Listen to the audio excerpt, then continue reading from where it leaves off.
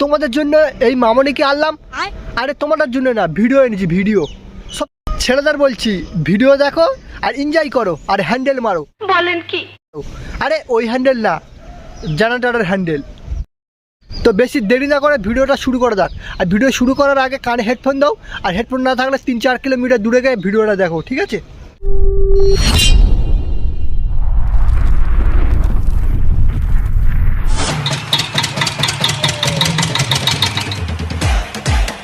এই মামনি এরকম না, ঠিক আছে? এই মামনি অনেক ভালো।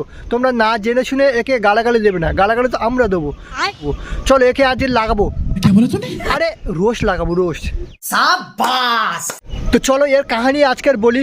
আজ থেকে প্রায় 3000 বছর আগে, মানে না না না, আজ থেকে প্রায় 3-4 মাস আগে এ একটা ছেলেকে ভালোবাসতো।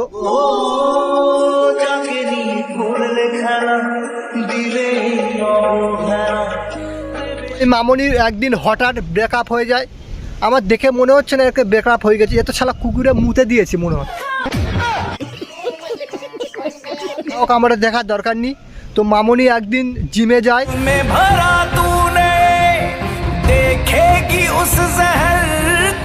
তো এই মামনি ভাবলো যে জিম করে কিছুই তো হবে না, তো যে আমার কাছ থেকে ব্রেকআপ করেছে তাকে এমন সবাক শেখাতে হবে। তো ইনস্টাগ্রাম খুললো, ইনস্টাগ্রামে ভিডিও আপলোড করতে লাগলো।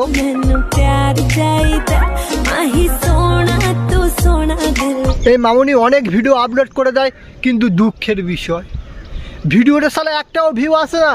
তারপরে এই মামনি হার মেরে নিল। হার মারার পরে একদিন হঠাৎ মাথায় বুদ্ধি আইলো যে আমি সালা পানু শুট,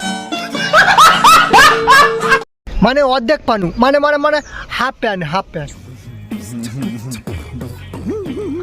তো তারপরে এই মামনি ট্রেনে উঠে গেল আর শালা করতে শুরু করে দিল না ভিডিও ভিডিও। আরে বলছি ও কাকু, নিচের দিকে কি দেখছো? ওপর দিকে দেখো না, নিচের দিকে ছোট দেশ পড়েছে বলে পম পম দেখা যাচ্ছে। হারামি ও বেটা।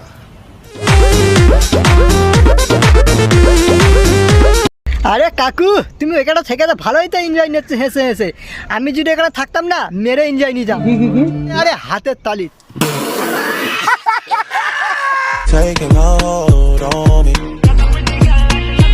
আরে বাহ মামুনি বাহ, সব কিছু দেখিয়ে দিলে ছোট ড্রেস পরে, আর এখন বাতাবে লেবি লুকাচ্ছ হাত দিয়ে, ওইগুলোও দেখিয়ে দাও, তাহলে ভিউটা একটু বেশি করে আসবে আর ছেলেদের একটু হাতের কাজটাও সুবিধা হবে। ঠিক বলেছেন, আপনার বুদ্ধি ভালো।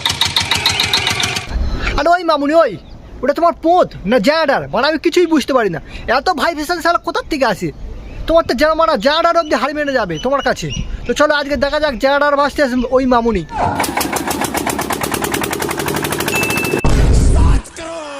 আরে সাব্বাস মামুনি, তুমি জানারকে হারিয়ে দিয়েছো সালা, তোমার পেছনে এত ভাইব্রেশন সালা কোথায় ছিল?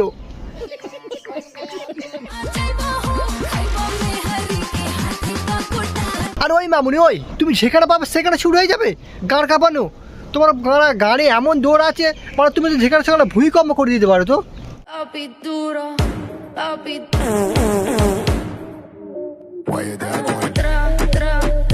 আর ওই মামুনি ওই, তোমার একটুও লজ্জা নেই? যেখানে সেখানে শুরু হয়ে যাও ছোট ড্রেস পরে পোত কাঁপাতে। আর যেই লোকগুলোরা বলছি তোমাদের একটু লজ্জা নেই? যেখানে সেখানে পোত কাঁপানো দেখতে হবে। আমি ওখানে থাকলাম না মেরে গাঁড় ভেঙে দিতাম, আর মানে লাঠি দিয়ে।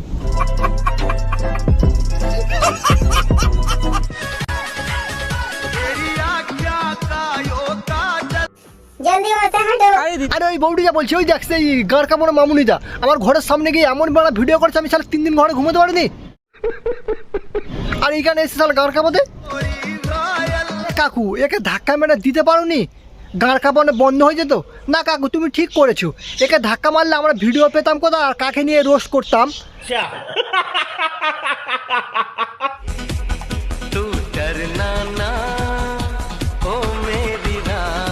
আরে মামুনি পেছনে ছেলেরা দেখছো? দেখে তো মনে হচ্ছে পেছন মার পেছন মার, দেখো তোমার পেছন যেন না মেরে দেয়।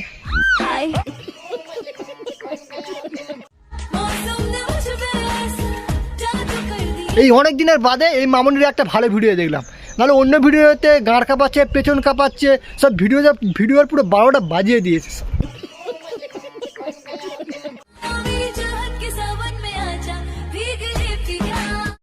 আরে মামুনি এই ভিডিওতে গাঁড় কাঁপাচ্ছে, শালা মামুনি মনে হচ্ছে জন্মগত রোগ, গান না কাঁপিয়ে একদম থাকতে পারবে না। ঠিক বলেছেন, আপনার বুদ্ধি ভালো। তোর কোন কোন জায়গায় ব্যথা গো বান্ধবী ললিতা, তোর কোন কোন আরে মামনি, রানুদির কোথায় ব্যথা নেই, ব্যথা তো তোমার পিছনে। আর আমি একটা ডাক্তার জানি, তুমি ওকে দিয়ে মারাবে আর মানে দেখাবে। ডাক্তারের নাম হলো ডক্টর জনি সিং।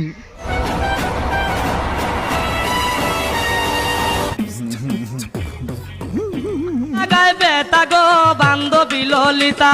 রানুদির এই মেয়েটা একদম পছন্দ নেই, কেননা রানুদি এই মেয়েটার গাঁড় কাঁপানোর ভিডিও দেখে নিয়েছে। তবু এই মেয়েটা চলে এসে রানুদির বাড়িতে গাঁড় কাঁপাতে। ওই জন্য দেখছো না রানুদির মুখে একটুও হাসি নেই।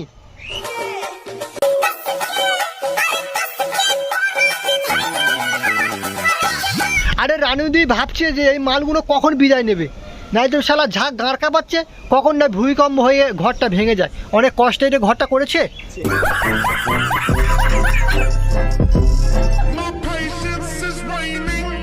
আরে রানুদি ঠিক করেছে, একে ঘরে ঢুকতে দেবনি, ঠিক আছে, ঝতে উঠবে কাক, ঘরে ঢুকতে দেবে না। রানুদি ভাবছে শালা বাসে গাঁড় কাঁপাচ্ছে, ট্রেনে গাঁড় কাঁপাচ্ছে, তারপরে আমরা শালা ঘরে এসেও গাঁড় কাঁপাবে। তোমার স্বভাব চরিত্রের জন্য তোমার এই দশা। আরে বাহ মামুনি বাহ, তোদের ঘরের ভিতরে গাঁড় কাঁপাতে দেয়নি বলে তোরা যা খুশি তাই বলবি আর লোকে মেনে নেবে। চরিত্রের জন্য তোমার এই দশা। তোমার মুখে এসে হয়ে যাবে। কিছু থাকবে না, কিছু থাকবে না। আরে মামুনি, বাড়িতে থাকুক আর না থাকুক, তোদের হাতে গাঁড় ফাটছে কেন রে? সঠিক বলেছেন। আবার বলে কি গায়ে গন্ধ। আরে ছি মামুনি ছি, তোমার গঞ্জর জন্য বাড়িতে ঢুকতে দিল না। সবসময় গাঁড় কাঁপালে হয় না, একটু চানও করতে হয়। সঠিক বলেছেন, আপনার বুদ্ধি ভালো। আমরা আসি বলে তোমার কপালে দুটো ভাত জোটে। আরে বাহ মামুনি বাহ, তোমরা আসো বলে রানু মণ্ডলের ভাত জোটে, তাই তো? আর এরা তো বললে না যে তোমরা আসো বলে তোমাদের ঘর চলছে। ঠিক বলেছো। কিন্তু আজকে যে বিহেভিয়ারটা আমাদের সাথে করেছে এটা আনএক্সপেক্টেড বিহেভিয়ার, খুব খারাপ ব্যবহার করেছে। তো খারাপ ব্যবহার করবে না তো কি করবে?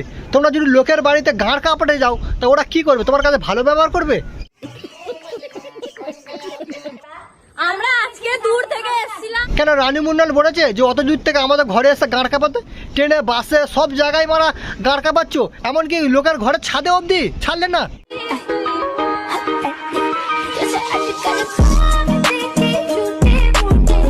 এই মামনি জীবনে শুধরাবে না, এর গাঁড় কাঁপানো কাজ আর আমাদের গাঁড় মারার কাজ, মানে রোস্ট করার কাজ।